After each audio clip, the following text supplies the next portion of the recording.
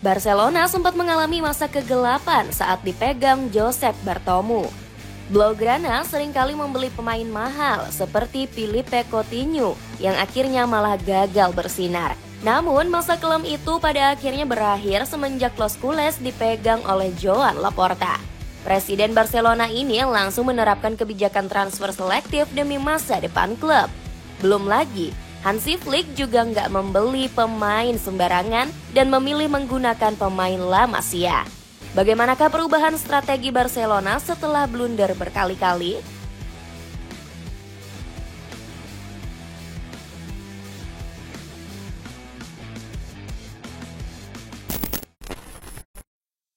Selalu boncos di era Josep Bartomeu. Barcelona sempat mengalami masa kelam saat dipegang oleh Josep Maria Bartomeu.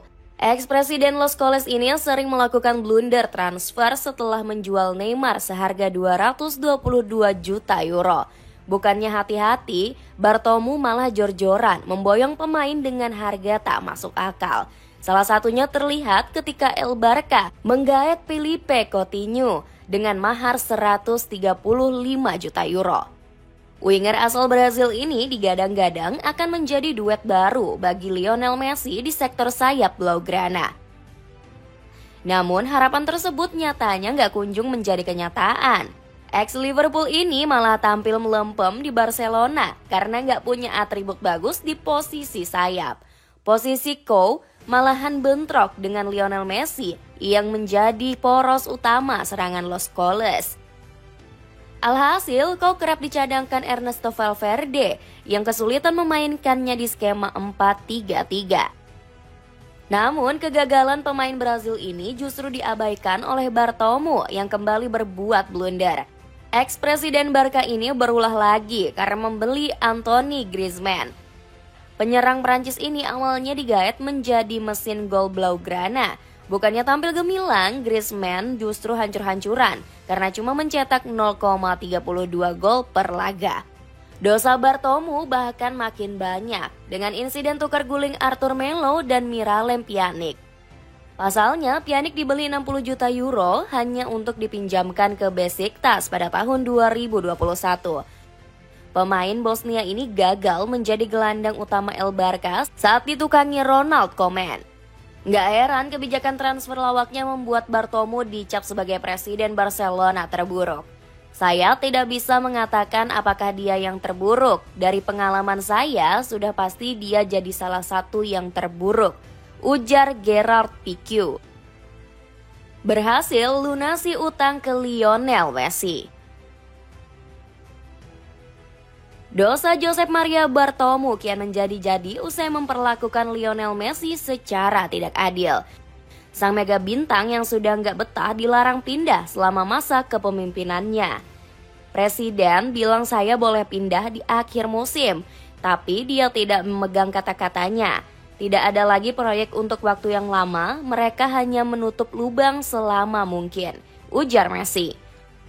Pada akhirnya Messi bisa cabut pada musim panas 2021 silam. Ironisnya, winger asal Argentina ini melakukannya secara terpaksa karena lemahnya finansial Barcelona kala itu. Usut punya usut, Los Culés punya hutang gaji serta bonus kepada pemain dan staf selama pandemi di tahun 2020. Tak tanggung-tanggung jumlahnya mencapai 121 juta euro. Krisis ini berakar dari pergerakan transfer ngawur selama era Bartomeu. Tingginya mahar yang dikeluarkan untuk membeli pemain membuat Blaugrana terpaksa melakukan cicilan. Sialnya, bunga-bunga tersebut makin membengkak selama masa pandemi. Belum lagi keuangan Los Culés yang berdampak di periode tersebut akibat penurunan pendapatan. Alhasil, masalah-masalah ini berdampak ke Frenkie de Jong, Gerard Pique, dan sejumlah nama lainnya. Barcelona gagal membayar gaji mereka yang berkisar 15 hingga 22 juta euro. Sementara Messi menjadi pemain yang paling terdampak dengan gaji 47,6 juta euro yang belum dibayarkan. Parahnya, Bartomeu malah kabur dari masalah dengan mengundurkan diri dari jabatannya. Beruntungnya, Barcelona bisa membayar tanggungan ini di era kepemimpinan Joan Laporta. Itu pun baru bisa dilunasi sepenuhnya pada musim panas 2025. Pasalnya, Laporta menerapkan metode cicilan dengan 2 kali pembayaran per tahun sejak 2021 silam. Dapatkan sepatu running Asics Gel Content 9 yang lagi turun harga. Cek link di bawah ini. Kesuksesan merekrut pemain pakai strategi cerdas. Joan Laporta juga merombak kebijakan transfer lawak di era Josep Bartomeu. Presiden Blaugrana ini menerapkan peraturan ketat untuk membeli pemain. Buktinya, Laporta ogah membeli pemain dengan harga di atas 100 juta euro. Sebut saja Rapinya yang hanya diboyong seharga 58 juta euro dari Leeds United. El Barca bahkan hanya mau menggait pemain sesuai dengan kebutuhan tim. Buktinya, Joan Garcia direkrut dengan mahar 25 juta euro karena kemampuannya menjadi kiper modern. Barcelona juga dikabarkan menggait Ronny Bargi dari FC Copenhagen dengan harga 2,5 juta euro. Mahar Bargi tergolong sangat miring meski berstatus sebagai wonderkid. Di sisi lain, Hansi Flick berpotensi memakai Bargi sebagai pelapis dari Lamine Yamal. Kecepatan dan insting gol pemain Swedia ini bisa diandalkan oleh pelatih 60 tahun tersebut. Kecerdasan transfer El Barca terlihat lewat lihainya negosiasi dengan Nico Williams. Manajemen Blaugrana dikabarkan bakal menembus Nico melebihi mahar klausul rilisnya sebesar 58 juta euro. Syaratnya, El Barca diperbolehkan menyicil biaya pembelian Nico sebesar 62 juta euro. Tujuannya agar keuangan pemasukan biru merah tetap sesuai dengan aturan finansial fair play. Kabarnya, skema tersebut terinspirasi dari Arsenal yang menyicil pembelian Martin Zubimendi. Alhasil, fans Blaugrana memuji kecerdasan Deco dan Laporta dalam manajemen transfer.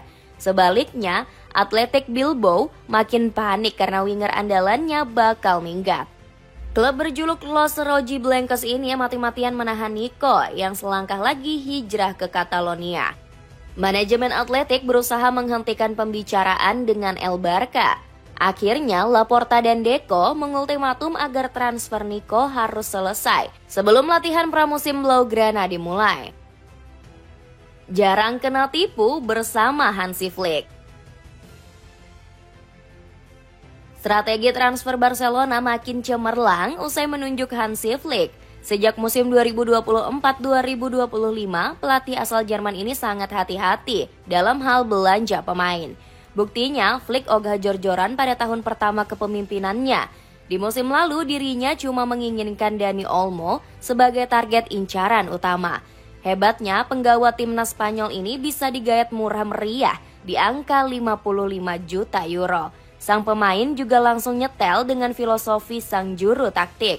Bahkan, Olmo terlihat nyaman saat diminta menempati berbagai posisi berbeda sepanjang musim lalu. Dirinya sempat dipaksa bermain sebagai gelandang serang, winger kiri, hingga false nine.